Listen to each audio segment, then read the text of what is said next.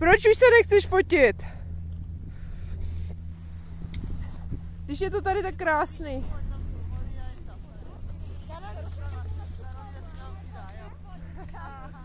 Karoli, pojď se fotit!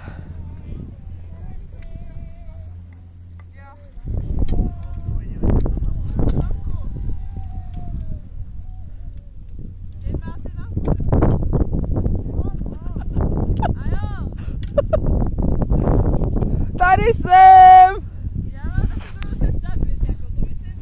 Ona nás chce zabít.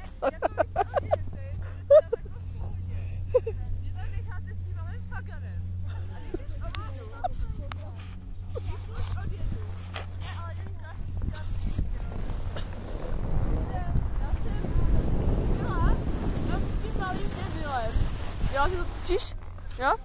Tak, ona, ten, co to točí, to nechal.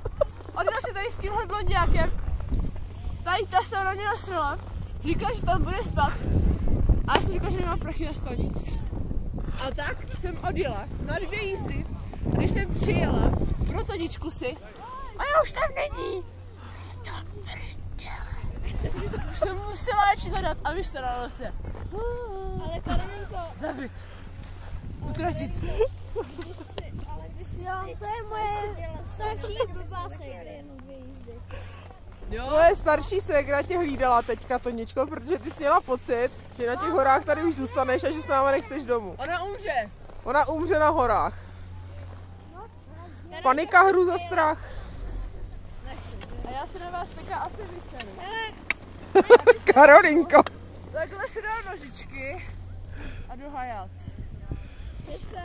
Jo, a teďka jako takhle zajedu.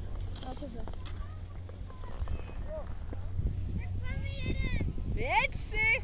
Toňo, jeď si. My jedem za Pavlem. Toničko, odjeď si.